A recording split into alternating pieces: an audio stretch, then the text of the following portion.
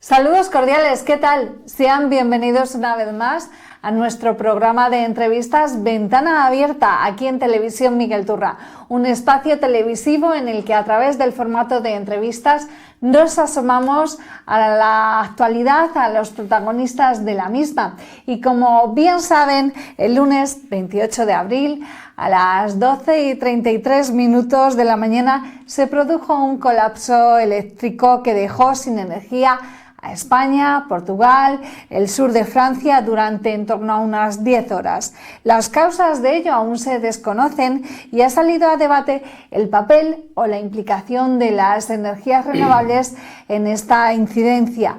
Por eso en este programa vamos a tratar de aclarar dudas al respecto, vamos a arrojar un poco de luz y nunca mejor dicho. Para eso tenemos a nuestro invitado que ya nos acompaña, Pedro Antonio Fuentes, que es director de la empresa fundador de Más Inteligencia. Bienvenido, Pedro Antonio, un placer tenerte. Muchas gracias. Voy a presentarles un poquito mejor porque Más Inteligencia es una empresa de impacto positivo y transformadora en el campo de la transición energética. Es impulsor, Pedro Antonio, es impulsor de proyectos pioneros para la transición energética en la industria y actualmente asesora la única oficina española de transformación comunitaria dedicada a las áreas industriales y enfocada en crear mercados locales de la energía al amparo de las comunidades energéticas. También es reconocido por su enfoque innovador en soberanía energética y la lucha contra el cambio climático. También promueve la transición hacia la descarbonización de la economía. Muchos aspectos muy interesantes. Vamos a empezar a abordar esta entrevista porque, como decía, aunque aún se desconocen las causas que originaron el apagón eléctrico del pasado 28 de abril, hay quienes apuntaron a las energías renovables, Pedro, y me gustaría empezar planteándote ¿cuál es el papel de dichas energías en el apagón y si puede estar el origen, tal como ha habido personas que han señalado, a la sobreproducción de energía renovable o a una baja producción de las fuentes convencionales, lo que pudo desestabilizar el sistema hasta el colapso? Bien, las energías renovables tienen una cosa muy interesante. Y es que cuanta más haya, más barata es la energía en el sistema. Es la primera energía que entra cuando encendemos la luz y es a coste cero. Por tanto, el que haya poca energía renovable, poca hay para la que tendría que haber en el sistema. Además, este episodio es una cosa que pasa todos los años y varias veces. El año pasado concretamente ocurrió 3 veces. Y tenemos una cosa que se llama el SRAD, el Sistema de Respuesta Activa a la Demanda, que lo que permite que cuando una central se desacopla del sistema eléctrico, un generador es aquel que produce, un productor. Entra inmediatamente este sistema de respuesta a la demanda, que ya está contratado por Red Eléctrica y, por tanto, resuelve la alta frecuencia que hay o la baja frecuencia en la red cuando se produce ese desacople. Antes de nada hay que decir que nuestra red eléctrica es una red eléctrica que se diseñó en el siglo pasado, pero tenemos un sistema eléctrico que tiene que adaptarse a las nuevas formas de generar energía. Esto ya no es lo de antes. La red eléctrica el siglo pasado cumplió un papel fundamental de transporte de la energía. Ahora ya tenemos las microredes eléctricas inteligentes que son capaces de sustituir esas grandes líneas eléctricas por esta mini generación que tenemos a nivel local, a escala local. Entrando de lleno en la especulación que hay sobre si fueron las renovables, bueno, no lo vamos a saber hasta dentro de 6, 7 u 8 meses porque son casi 800 millones de datos los que se tienen que estudiar. Un segundo en electricidad es una eternidad y, por tanto, todo lo que ocurre hay que estudiarlo detenidamente. Y luego hay una cosa importante y es que el apagón es fruto de unos procedimientos operativos que están perfectamente organizados en Red Eléctrica de España. Es decir, cuando la frecuencia de la red, y en este caso lo que pasó es que hubo más demanda que producción, automáticamente baja de 50 hercios empiezan a desencadenarse unos procedimientos operativos que ya están establecidos para que las máquinas síncronas producidas, que son las que producen energía, en este caso de las grandes centrales, automáticamente se vayan desconectando y no sufran daños. Entonces, esos procedimientos, operaciones, se van en cascada, se van produciendo esas desconexiones hasta que llega a los 48 hercios la frecuencia de la red y se produce el blackout que llamamos, que es el apagón total, ¿no? Allá entra el desastre que llamamos. Y eso fue lo que ocurrió, es decir, lo que ocurrió estaba perfectamente medido, tasado, además esto se ensaya cada año, Red Eléctrica tiene un procedimiento de ensayo cada año, por tanto lo que ocurrió es un procedimiento de seguridad que se llama 1.06, el 1.6, perdón, y que está perfectamente diseñado. Dicho esto, la raíz, bueno, hasta lo que sabemos hoy, entre los técnicos lo que se sabe es que desde un impulso electromagnético que puede alterar tanto la frecuencia como la tensión de la red, es posible, esto que decían los portugueses, pero también es posible que en la actualización del firmware, en las plantas fotovoltaicas de la parte sur de España, esa actualización se hiciera erróneamente, llamémosle ataque informático, o que alguien no hizo adecuadamente ese firmware, o que el sistema no reconoció los datos adecuadamente, entonces lee lecturas erróneas y entonces transmite a la red eléctrica información errónea. Entonces eso ya provoca el desacople de esa planta fotovoltaica y poco a poco se van desacoplando unas a otras, ¿no? Es decir, aunque Red Eléctrica quiera corregirlo, automáticamente, si eso es rápido, en 5 segundos, imaginaros, ¿no?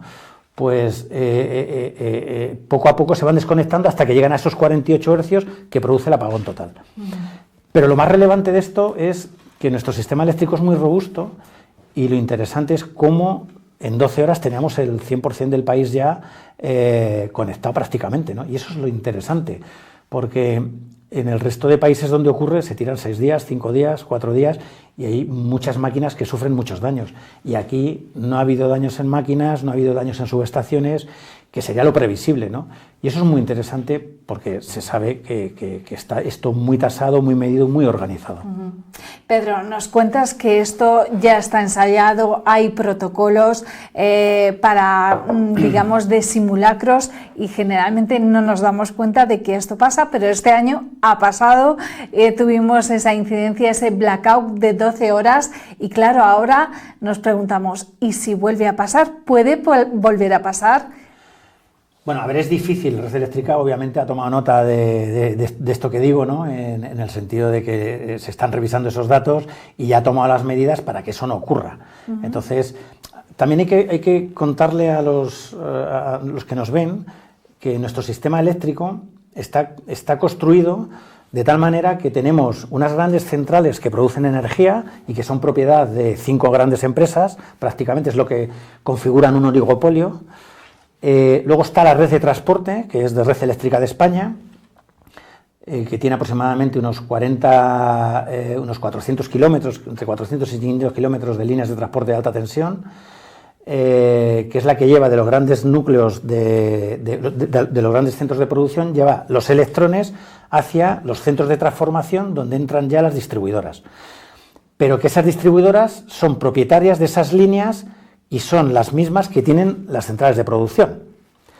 Pero voy más allá, son también las propietarias del 90% de los clientes, de los suministros eléctricos. Es decir, el sistema eléctrico español, lo único que puede, entre comillas, decirse que es medio público, es las líneas de transporte, pero encima es una empresa privada, aunque la SEPI tenga el 20%, en realidad, en los años de la pandemia, cuando más duro teníamos la supervivencia o cuando más problemas teníamos en cuestiones eléctricas, repartieron dividendos.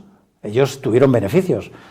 Entonces, y se los repartieron. Por tanto, les dio poca pena que el resto de los españoles estuviéramos, o las empresas estuviéramos como estábamos, ¿no? Quiero resaltar con esto la importancia que tiene el que esa empresa, es decir, que no es que sea pública del todo, es semipública, ¿no?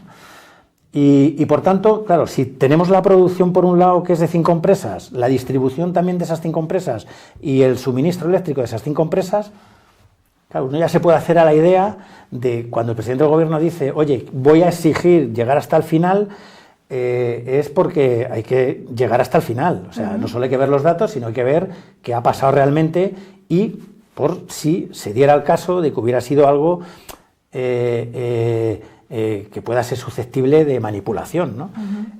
Estas grandes empresas están sancionadas, la CNMC las sanciona cada año por cuestiones menores como manipular el mercado eléctrico de los suministros. Eso es una cosa que todo el mundo puede googlear en internet y ve perfectamente cómo son las sanciones, ¿no? O sea, que la CNMC tiene abiertos muchísimos procedimientos de sanción contra estas eléctricas. Por tanto, hay que pensar que cuando el presidente del gobierno dice, oye, hay que ver, vamos a ir hasta el final. Y a mí me parece muy bien, porque encima son empresas que están teniendo beneficios récord, ¿no? Entonces, bueno, vamos a verlo, ¿no? Efectivamente, hay que poner ahí un poquito de luz y taquígrafo para ver qué es lo que... No se descarta nada. Lo que ha pasado. Igual que se ha hablado del papel de las energías renovables, también se ha hablado sobre la función de las baterías y del almacenamiento. Explícanos en qué consisten los mecanismos de almacenamiento de energía que disponemos en España. ¿Podrían haber evitado el apagón o mitigado la duración del impacto del blackout? Bueno, cualquiera que tenga un coche eléctrico y haya pasado del coche térmico al coche eléctrico sabe que cuando tú pisas el acelerador, el coche eléctrico inmediatamente reacciona y al coche térmico le cuesta un poquito más, ¿no? Pues esto es lo mismo. Es decir, en la red eléctrica, si hubiéramos tenido almacenamiento, y de hecho ahora mismo hay toda una estrategia del Estado para desarrollar el almacenamiento, obviamente claro que lo hubiera evitado. O sea, reacciona inmediatamente. El almacenamiento es ipso facto. Entonces, y todos los que tenemos baterías en casa sabemos cómo funciona, ¿no? Si conocemos las bondades. Y nosotros como empresa de ingeniería o como desarrollador de proyectos, todos nuestros proyectos están basados en almacenamiento. El proyecto más emblemático es el de Ballesteros. Que hablaremos de él ahora. O la microred eléctrica inteligente que hemos construido en Begonte, en Lugo, en Galicia, que es la mayor microred eléctrica inteligente que hay en España, con almacenamiento distribuido, y sabemos lo que ocurre, ¿no? Por tanto, a tu pregunta, sí. ¿Qué ocurre? Que en España las plantas fotovoltaicas y las plantas fotovoltaicas se han construido sin esto que estáis escuchando en los medios de comunicación, esa sincronía, ¿no? Es decir, no están construidas con un sistema que pueda meter inercia dentro del sistema eléctrico. Y eso no está mal, pero tampoco es lo adecuado y lo correcto, con lo cual muchas de estas plantas tendrán que adecuarse, ¿no? A partir de ahí, todas estas plantas que se están empezando a hibridar ya con almacenamiento energético, con grandes baterías, esa inercia ya va a ir de facto, ¿no? Esa inercia ya la van a tener de facto. Porque es verdad que si hubiéramos tenido almacenamiento masivo desplegado en España, no hubiera pasado. Es imposible que eso pase. Ajá. Bueno, y el apagón de España afectó, como hemos explicado al comienzo, a terceros países como Portugal y Francia, y además en la posterior recuperación también tuvieron una intervención clave. Explícanos, Pedro, qué papel juegan las interconexiones eléctricas con otros países en la estabilidad de nuestro propio sistema eléctrico. ¿Se deben mejorar estas interconexiones para que incidencias como la nuestra no afecten a otros países? Bueno, voy a pasar, ¿o la de otros a nosotros? Voy a pasar de lo local a lo global. Efectivamente, en el apagón fue fundamental el corte de los franceses, ¿no? Nosotros tenemos interconexiones con Francia, Portugal y Marruecos. Exportamos e importamos energía. Con el balance con Portugal es siempre exportador, más porque tienen menos recursos, pero con los franceses pues tenemos un ten con ten, ¿no? Entonces, claro, el día del apagón los franceses cortaron antes. Nosotros tenemos desarrollada la interconexión con Francia al 3%. La Unión Europea dice que tiene que estar al 10%, entre el 10 y el 15% más o menos, pero está desarrollada al 3% porque los franceses... hay una discrepancia entre el Estado español y el francés para desarrollar esa interconexión. Sabiendo que nosotros somos una potencia renovable, es decir, nuestra independencia energética ahora mismo, según el Consejo Europeo de Relaciones Exteriores, es del 2,5%, pero países como Suecia y Noruega o Finlandia, Suecia y Finlandia más que Noruega, están en el 6% de independencia energética, con todo el sol que tienen ellos. Es decir, no tienen sol, pues son más independientes energéticamente que nosotros. ¿Por qué? Porque aprovechan muy bien sus recursos energéticos. La geotermia tienen recursos geotérmicos importantes y la aprovechan muy bien. En España somos una potencia mundial solar. Es Es decir, podemos exportar energía a toda Europa, podríamos exportar a Portugal, por supuesto, a Marruecos, ¿no? Es decir, al norte de África. Si tenemos importantísimos recursos energéticos que todavía no estamos explotando como debemos, ¿no? Entonces, la interconexión, lo que ocurrió fue que cortaron los franceses. Por tanto, si no hubiera habido ese corte, esa energía que importamos todos los años de Francia hubiera dado respaldo al sistema eléctrico, con lo cual no hubiera habido apagón.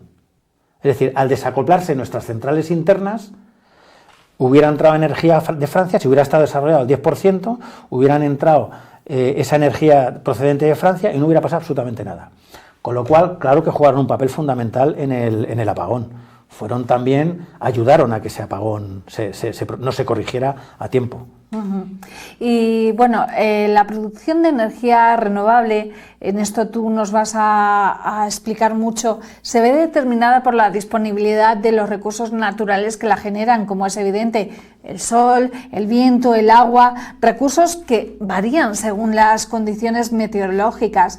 ¿De qué forma impacta la variabilidad de las energías renovables en la estabilidad de la red y qué tecnologías se pueden implementar para mitigar estos efectos? Bueno, vamos a ver, la tecnología renovable es, ya lo he dicho antes, es la más barata, por lo tanto, teniendo unos recursos como tenemos solares y eólicos, pues lo que hay que hacer es aprovecharlo, ¿no? Y sustituir esa energía que tenemos renovable por una que ya sabemos que claramente es impactante con el medio ambiente, en este caso completamente carbonizada, ¿no? Entonces, si estamos en una estrategia, primero en una estrategia de autonomía estratégica y de autonomía energética, a nadie se le escapa que tenemos que poner en valor nuestros recursos o nuestros recursos, hacerlos trabajar, que para eso los tenemos y que son renovables. Es decir, el carbón no es renovable. Ya sabemos lo que pasa con los residuos nucleares, ¿no? 10.000 años de residuos vamos a tener con todo lo que se está produciendo. Por tanto, cuanta más renovable, mejor. A esta renovable hay que meterle almacenamiento. ¿Por qué? Porque este almacenamiento es lo que le da firmeza a la red. O sea, esos famosos 50 Hz de los que estamos hablando, este almacenamiento se lo da.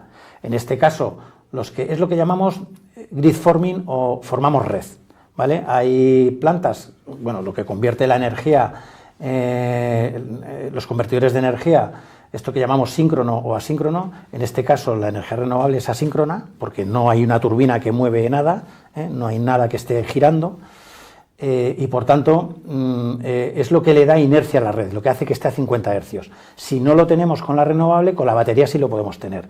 Y simplemente cambiando los inversores que tienen las grandes plantas renovables en España, de fotovoltaicas sobre todo, pues ya está hecho. Ya tenemos un sistema que forma red y ya podríamos ser independientes, ¿no? Entonces, eso pues requiere cambios en las normativas que permitan o que obliguen a estas grandes plantas que se están desarrollando en España a que ya usen estos sistemas para formar red. Y sobre todo un despliegue de almacenamiento. Ahora mismo estamos en un momento dulce del almacenamiento. Primero porque ha bajado un 80% el litio y segundo porque hay unos incentivos importantísimos por parte del Estado y de la Unión Europea para descarbonizar toda nuestra matriz y nuestro mix energético. Vamos a ver, es que el cambio climático no es algo que nos inventamos, o sea, es que es letal. O sea, y como es letal, a pesar de estos negacionistas que se permiten identificar como que esto es un lobby, el lobby renovable o el lobby verde europeo, en fin, yo creo que demuestran muy poco conocimiento. Es más, claro, yo creo que esta gente, esto de procesar ideas complejas lo lleva mal. Van a lo simple, ¿no? Porque bueno, está comprobadísimo, es letal, tenemos todos los días ejemplos y bueno, y si nosotros hemos adaptado una estrategia de independencia energética con estos combustibles fósiles, pues yo creo que la tenemos que apoyar todos, porque es lo que nos va a hacer independientes. Ante una crisis energética mundial, ante cualquier problema o conflicto que tengamos, pues vamos a hacerlo así. Cada uno, a que estoy seguro que cada uno en su casa lo primero que pensó es voy a comprar alimentos para, por si esto se alarga, que pueda. Pues eso es, tienes que aprovechar tus recursos, lo que tienes. Pedro, actualmente se ha reabierto el debate de la necesidad de las centrales nucleares, aunque todos conocemos, como estás hablando, los riesgos y peligros que entrañan. ¿Qué medidas se deben adoptar para garantizar o asegurar que el sistema eléctrico español pueda incorporar una mayor penetración de las energías renovables sin comprometer la seguridad del suministro? Bueno, es que eso no es cierto. O sea, de hecho, lo que vimos en el apagón, en esos 5 segundos, es que la nuclear estaba aportando el 9% de la energía. Estaba en la mitad de las centrales paradas. Pero hay una razón, y ahora la voy a explicar, ¿no? Es decir, las centrales hidráulicas estaban también al 9%. Las centrales de gas estaban también al 8-9%. Es decir, las renovables estaban al 57%.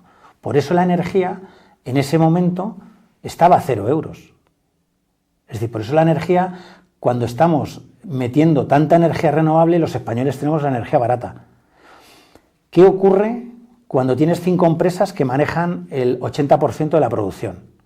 Pues que dice, oye, pues yo no puedo poner una central nuclear a funcionar a 0 euros, ¿dónde gano dinero? ¿No? Es un razonamiento normal, ¿no? Entonces, ¿se podría pensar que esas centrales estaban paradas porque las renovables estaban dándonos energía a tutiplén, como decimos por aquí, durante esas horas? Bueno, pues cada uno saque sus conclusiones, ¿no? Pero lo cierto y verdad es que la energía nuclear, más que aportar, lo que hizo fue tener un problema. Por eso se desacopló inmediatamente, entraron los equipos autónomos de las centrales nucleares para no perder la actividad de los reactores, pero realmente no aporta nada. O sea, la energía nuclear no es gestionable. Hay una cosa interesante en esto que llamamos de la gestionalidad de las energías. Gestionable implica que yo puedo parar y encender una planta cuando quiera, a demanda, ¿no? Las renovables tampoco son gestionables, pero con las baterías son gestionables. La red, las centrales nucleares no son gestionables. Es decir, no pueden parar los reactores. Esa energía no se puede acumular tampoco. Por tanto, ellos pueden decidir pararla, pero cuando la vamos a arrancar, se tardan días en arrancar. Por eso la energía nuclear no cumplió ningún papel en el arranque, cuando recuperamos el servicio. Lo que hicieron que se recuperara el servicio fueron las renovables. Y lo voy a explicar cómo fue. Sí. Es decir, lo primero que se hace es poner en marcha, se empiezan las renovables basadas en bombeos, que es agua. Es decir, los embalses sueltan, empiezan a mover una turbina y esa turbina empieza a generar energía. Esa energía entra en la red y esa red tiene que identificar que hay demanda. Esto provocó un problema. Yo me acuerdo que amigos me decían, oye, que yo he desconectado todos los plomos de la casa porque va a venir ahora la luz y va a venir con una fuerza y nos va a romper todos los electrodomésticos. Eso no es verdad. Ajá. Pero no solo no es verdad, sino que además eso puede generar un problema. Es decir, en un momento, y además en la radio lo dijeron claramente en todos los medios de comunicación, oye, estaros quietos, no toquéis nada. ¿Por qué? Porque el sistema tiene que conocer que hay demanda. Si no hay demanda, no puede producir. Claro. Las plantas están programadas así. Entonces, la turbina eléctrica, la turbina hidráulica empieza a mover y empieza a generar energía eléctrica.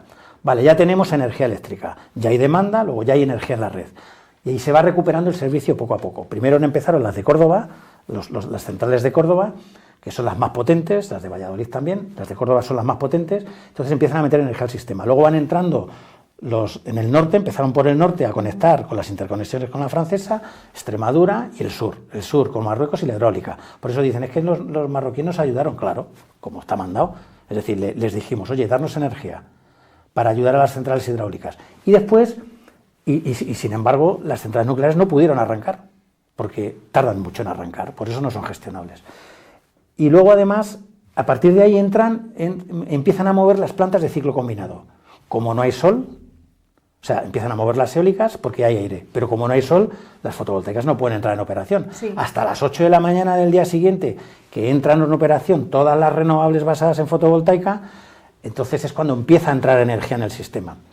¿Qué hicieron? Inmediatamente conectar los ciclos combinados. Los ciclos combinados son plantas térmicas que tienen una turbina a gas, pero esa turbina a gas, para que se active, necesitan electricidad. Entonces, la planta hidráulica, que es renovable, mete energía en la turbina de gas, la arranca y empieza a producir energía. Entonces, empiezan a meter energía en la red eléctrica. Y así, poco a poco, se va recuperando el sistema eléctrico. Y, por tanto, la energía nuclear no aportó absolutamente nada. Entró a los 2 o 3 días después, es decir, empezó a recuperar el servicio 2 o 3 días después. Y eso, claro, esto es así, ¿no? Es decir, no es una cosa que están los datos ahí, que lo sabemos, está publicado, es público. Pedro, durante estos días también hemos oído hablar del mix energético. Y para los que no dominamos el tema, ¿qué es el mix energético? ¿En qué consiste? ¿Y de qué manera se pueden integrar las energías renovables en el sistema eléctrico para garantizar la eficacia y fiabilidad del mismo? Bueno, el mix energético lo componen todas aquellas tecnologías que son capaces de producir energía eléctrica e inyectarla en la red. Tenemos las renovables, y que es la componen la hidráulica, la fotovoltaica, la termosolar y la eólica, ¿no? La eólica tanto offshore como onshore, ¿no? Es decir, la terrestre como la marítima. Esas son las tecnologías fundamentales ahora mismo. Y son las primeras que entran en la red, ¿no? Porque los costes son gratis, son gratuitos, sí. No consume recursos, no hay gas, no hay carbón, no hay nada. Luego el sistema está compuesto por energía nuclear, ¿no? Esta energía nuclear, que tenemos 6 centrales en España, y bueno, pues aportan también una proporción de la energía que necesitamos, ¿no? Luego vienen las centrales hidráulicas, las centrales de gas, las centrales de carbón, ¿de acuerdo? Entonces esas centrales térmicas, la que marca el precio es la última tecnología que entra. Es decir, nosotros pagamos el precio muy caro por la noche porque entran los ciclos combinados, que usan gas, usan un combustible, pero por el día lo tenemos muy barato porque metemos fotovoltaica, metemos solar. Entonces, esta integración de las renovables, por eso se ha escalado el cierre de las centrales nucleares. Hay un mito por ahí, hay mucha gente que está diciendo, sobre todo los ignorantes, están diciendo, no, es que si cerramos las centrales nucleares, pues nos quedamos sin luz. Es que eso no es verdad. Que por eso además hay un programa de cierre escalado para ayudar al acoplamiento de las renovables. Es decir,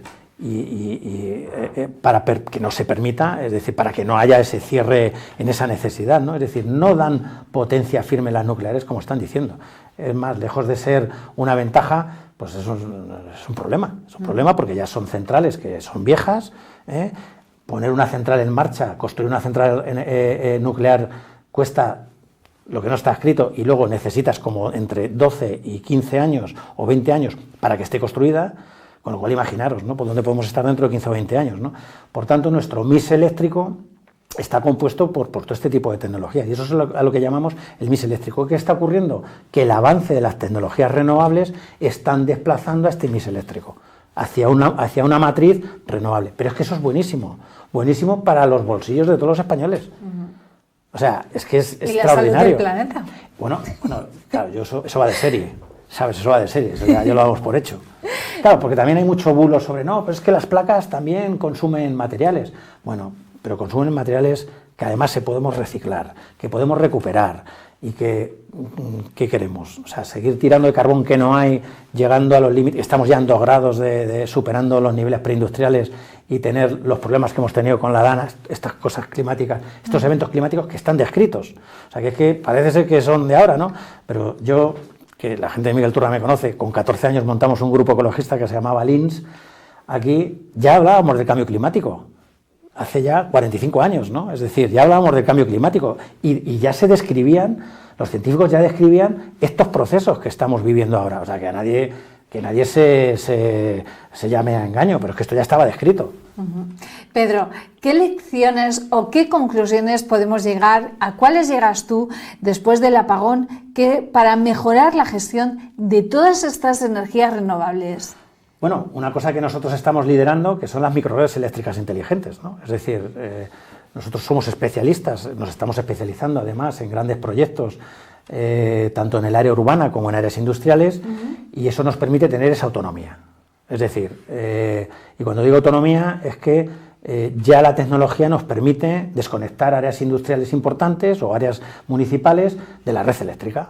Esto que hace unos años era una entelequia, ahora ya lo podemos hacer, ¿no?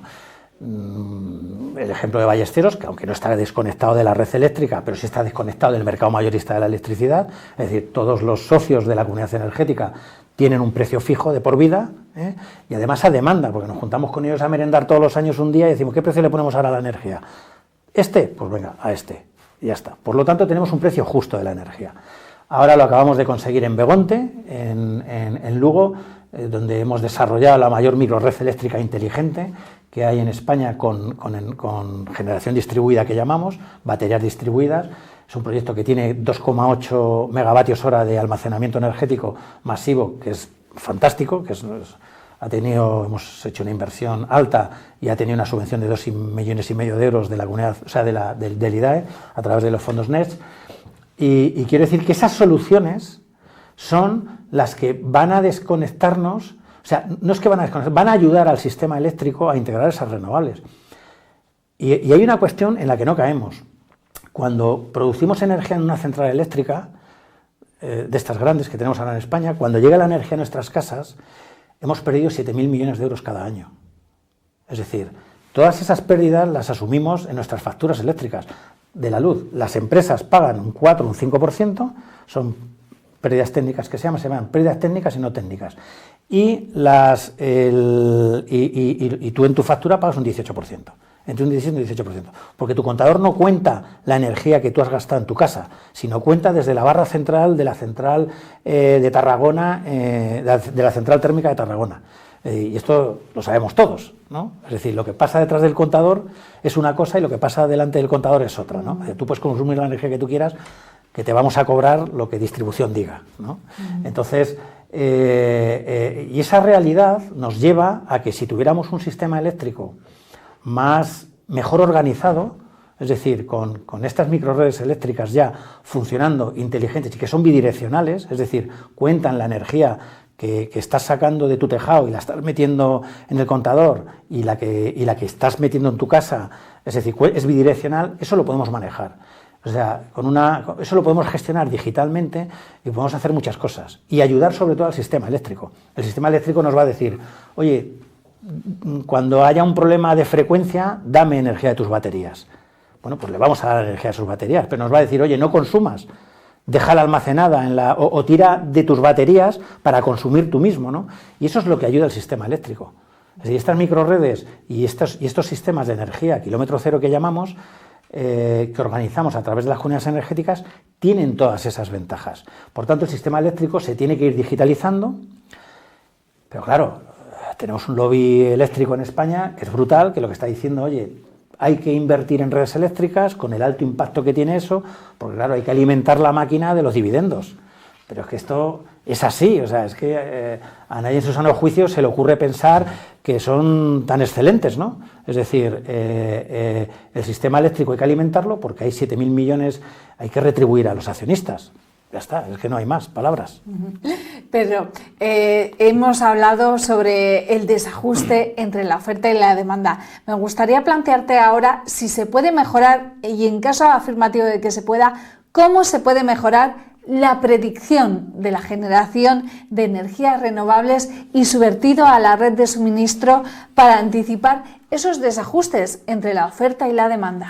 Es que no es la afirmación que haces no es correcta. No es correcta porque no hay realmente... O sea, nosotros hacemos unas predicciones extraordinarias, no nosotros como empresa, sino todas las energías, todas las centrales tienen unas predicciones fantásticas.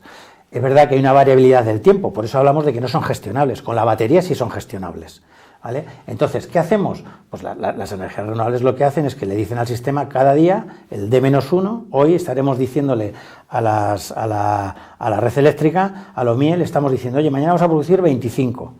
Puede haber un desvío, ¿no? Puede ser que haya más nubes de lo normal y produzcamos 20, ¿no? Pero bueno, el sistema ya sabe lo que tiene que hacer. Es decir, ya sabe lo que tiene que decir a la central y pues tienes que producir 5. Y encima nos penaliza a nosotros por no haber hecho una predicción correcta. Ya. ¿De acuerdo? Por tanto, nuestros sistemas de predicción son muy precisos. Es verdad que todos los algoritmos se están mejorando, esta digitalización está avanzando muchísimo, la inteligencia artificial está dándonos un plus de eficiencia en estas cuestiones y ahora mismo todas nuestras plataformas están muy avanzadas y poco a poco le están... Quizás el problema está en que la red eléctrica no está tan digitalizada. Ese es el problema.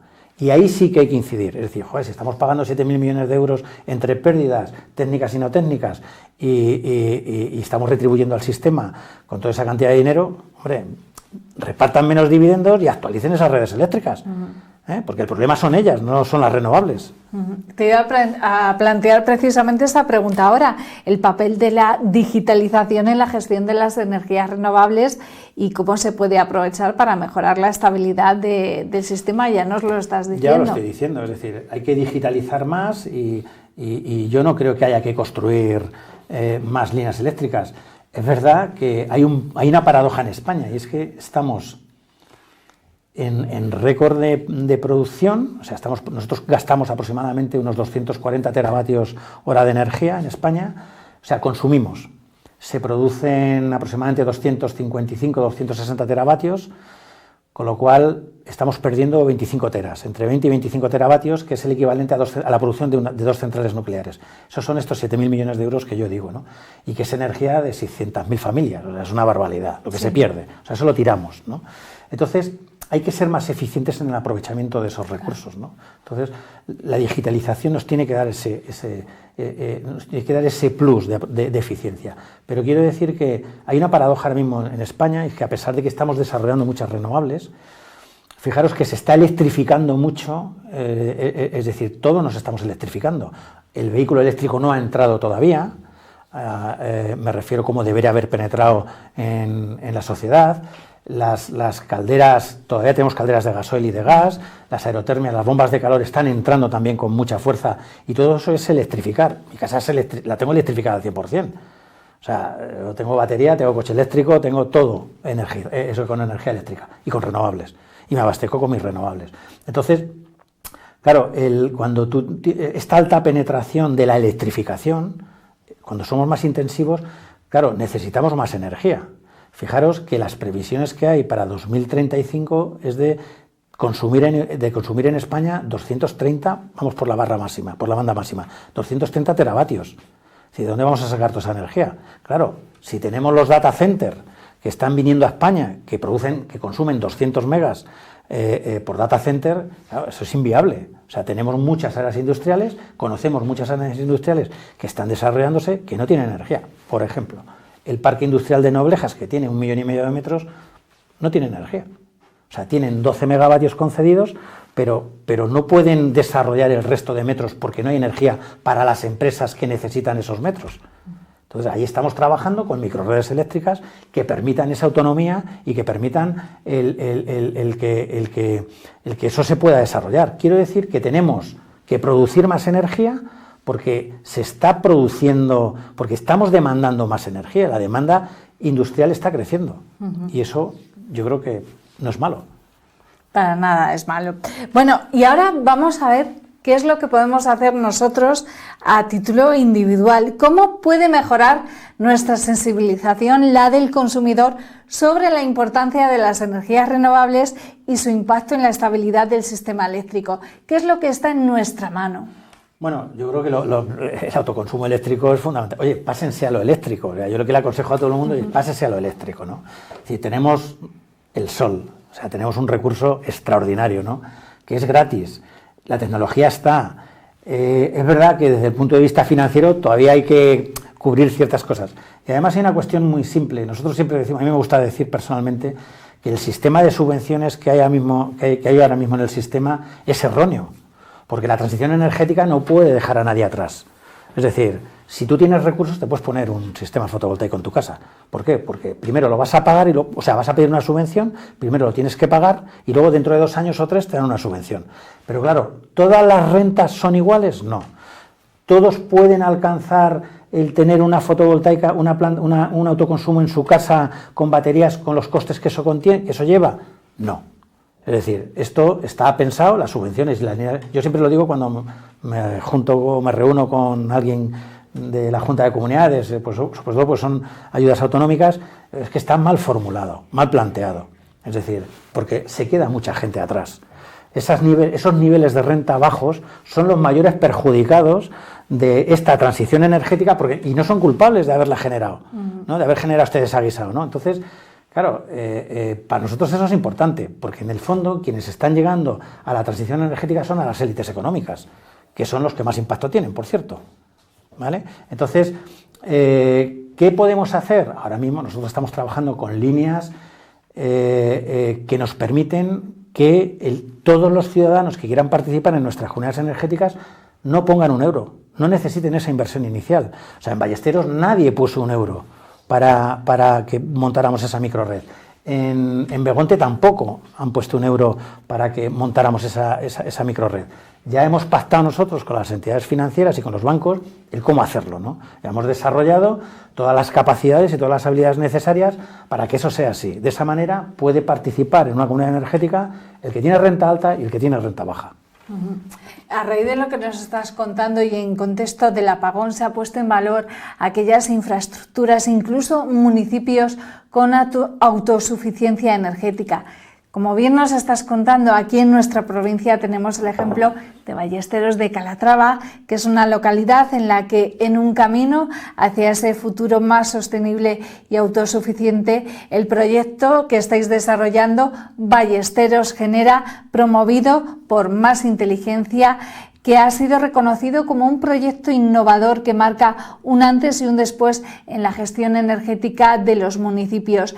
Explícanos cuál es el objetivo y cómo estáis trabajando en este proyecto. Bueno, Ballesteros Genera es lo que llamamos un Living Labs, que es un laboratorio viviente, es un laboratorio real donde montamos una microred eléctrica con unos 30 vecinos, ¿no? Está compuesto de una planta fotovoltaica y de una batería en un contenedor. Entonces, ahí lo que estamos haciendo es trabajando con esas baterías, tanto con referencia de red como sin referencia de red. Y eso lo que nos está permitiendo es pivotar en un proyecto piloto, que además fue financiado por el Centro de Desarrollo Rural, cubrieron el 50% de los costes, y por tanto ahí lo que estamos haciendo es pivotando en los resultados que estamos obteniendo dentro de nuestras innovaciones para multiplicarlo y escalarlo, ¿no? El proyecto lleva 3 años funcionando y bueno, ya lo hemos escalado a nivel comercial con la primera microred de la envergadura de Begonte, que también ha sido ahora recientemente premiada por el Colegio de Ingenieros Industriales de Galicia. Y quiero decir que el proyecto de Ballesteros de Calatrava lo premiaron las agencias de la energía de España a través de su asociación Eneragen, que no son sospechosas de nada, porque las representan todas las comunidades autónomas. Entonces ellos decidieron que nuestro proyecto o Ballesteros Genera, era un proyecto muy innovador y efectivamente, como tú decías, pues era un proyecto que planteaba un desafío a la red eléctrica en lo que significaba la soberanía energética, ¿no? Y por ahí andamos. Entonces, también está reconocido como buena práctica rural por la antena de la PAC, y eso también es importante porque se reconoce por fin que son proyectos de dinamización rural. Y tenemos un caso muy concreto de un vecino de Ballesteros, que no es de Ballesteros, que se fue a vivir allí precisamente porque tenía una comunidad energética. Y llevamos a mucho orgullo que puede crear, es decir, puede ayudar a que la despoblación disminuya. Además, creo que con este proyecto de Ballesteros Genera permite cubrir el 100% de la demanda energética de todos sus usuarios y además siendo una fuente de energía limpia y eficiente. Sí, además, para ser exactos, cubre el 98%, pero el resto de ese 2% es marginal, y es por los autoconsumos de los equipos, ¿no? Pero es verdad que cubrimos prácticamente la totalidad de la energía que necesitan estos vecinos y obviamente, claro, ellos tienen un precio, están desvinculados del mercado eléctrico. O sea, ellos, cualquier fluctuación del mercado eléctrico no les impacta para nada. O sea, si la energía está a 200 euros, ellos van a pagar 135 euros, que es lo que están pagando ahora. Es decir, y eso es súper interesante, ¿no? Porque tienen un coste fijo, previsible, y encima están amortizando sus activos. O sea, gran parte de ese precio que están pagando es un valor que le están dando, o sea, están cubriendo los costes de esos activos que tuvimos que poner en marcha y que tuvimos que financiar. O sea, por tanto, dentro de 10 años eso pasará a ser de su propiedad, de esa comunidad energética. Es decir, dentro de 10 años, en este caso ya 7, 8 años, van a ser propietarios de sus elementos de producción, desconectados de la red eléctrica, del mercado mayorista, de la electricidad, quiero decir. No desconexión física, es una desconexión virtual. Y eso es una ventaja extraordinaria. Y además este proyecto también es muy similar, un hermano gemelo podemos decir, al premio que vais a recibir próximamente en Galicia, el premio que os otorga el Colegio Oficial de Ingenieros de Galicia por la microred que habéis instalado allí. Como os he dicho antes, pivotamos, es decir, este laboratorio viviente nos ha llevado a escalar el modelo hacia un modelo ya que es casi 200 veces más grande en la localidad de Begonte, que es un municipio muy disperso, tiene muchas parroquias, que les llaman ellos, sí, y encima tiene muy poca producción energética, son 1.250 horas. Elegimos ese municipio a propósito, ¿no? Porque sabíamos que si ayer podíamos conseguir un grado de soberanía energética importante, lo podríamos conseguir en cualquier sitio. Y como además habíamos conseguido una ayuda, pues decidimos que fuera allí.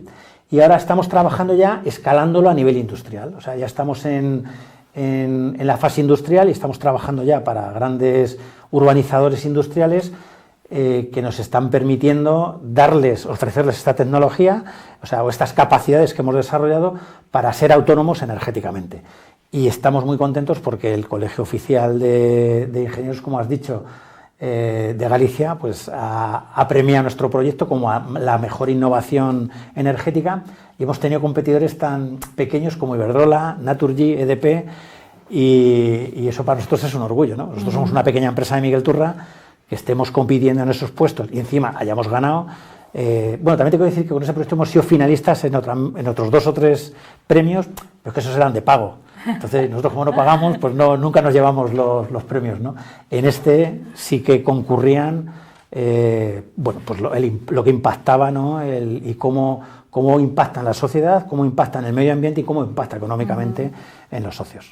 Ya para concluir, Pedro, yo creo que estos proyectos que nos estás exponiendo aquí en nuestro programa es el camino, es el futuro, yo creo, con el que anhelamos todos, ¿no? Los consumidores, los usuarios de la energía, ser soberanos de nuestra energía, ser independientes de la energía convencional, del suministro convencional, y además con un coste muy reducido. Bueno, podemos... Por no hablar de salud del planeta, la salud del planeta. Lo primero es el bolsillo, es decir, tenemos un tejado, tenemos una casa, tenemos, aunque sea una comunidad de vecinos, nosotros estamos haciendo autoconsumos compartidos en Ciudad Real y en muchos sitios de España, por poner ejemplo en Ciudad Real. Nosotros estamos dándole, en comunidades energéticas, hemos montado la instalación y le estamos dando energía al restaurante que está a 200 metros o a 300 metros, ¿no? Es decir, estamos reuniendo intereses para que todo el mundo disponga de esta energía que es barata, que es kilómetro cero y que la tenemos encima de nuestras cabezas todos los días. Es decir, es cuestión de organizarse un poco y que pongamos estos recursos a trabajar, y cualquiera en su casa puede ser dueño de su factura. Es decir, instálate un panel solar, instálate una batería, nosotros le ayudamos a echar los números y vamos para adelante. O sea, hoy hay ya modelos de financiación de cero inversión, es decir, oye, no inviertes nada pero vas pagando. O sea, ahí ya todo estamos en un modelo tan transformador y que va a una velocidad adaptándose a las necesidades de cada cliente y sobre todo de las empresas, ¿no? O sea, a mí cuando voy por Miguel Turra veo todas estas cubiertas, yo veo que están cayendo cientos de euros todos los días, ¿no? Y que están desaprovechadas, los colegios, el ayuntamiento, las cubiertas de las naves. Si todos esos recursos los pudiéramos a trabajar, fíjate, te voy a dar un dato. En España hay 300.000 hectáreas de cubiertas desaprovechadas, que podrían generar toda la energía que necesitamos en el país. Es decir, eso es una cosa que ya está estudiada, ¿no? Si nosotros pusiéramos a producir todas las cubiertas que tenemos en Miguel Turra, no todas, sino una parte incluso, podríamos cubrir nuestras necesidades energéticas y no depender de una central nuclear que está en Francia o no depender de una central térmica que está en Benidorm, ¿no? Es decir, que podemos ser dueños de nuestra factura. Y yo, cada vez que me piden explicaciones sobre esto, yo póngase una batería en su casa, póngase unos paneles fotovoltaicos y generen su propia energía. Importante reflexión. Pedro, pues se nos acaba el tiempo de entrevistas, ha sido un placer tenerte en nuestro programa. Gracias por haber arrojado luz no solamente sobre el apagón, esa incidencia que nos afectó a todos los españoles, sino en general sobre el papel de las energías renovables no solamente en ese ámbito del apagón, sino en nuestras vidas. Pues ha sido un placer tenerte, Pedro Antonio Fuentes, fundador de Más Inteligencia, empresa de impacto positivo y transformadora en el campo de la transición energética. Y como no puede ser de otra forma, también agradecerte que hayas estado aquí. Te regalamos la taza de nuestro programa para que te la lleves de recuerdo. Esta es para que bebas. Esta es la que te puedes llevar. Esta es la que dejamos aquí para que puedas beber y esta para que te la lleves a casa. Ha sido un placer, Pedro Antonio. Genial. Muchísimas gracias. A vosotros por invitarme. Y a ustedes, señores espectadores, agradecerles la atención que nos han prestado un día más. Muchísimas gracias y hasta pronto. Sean muy felices.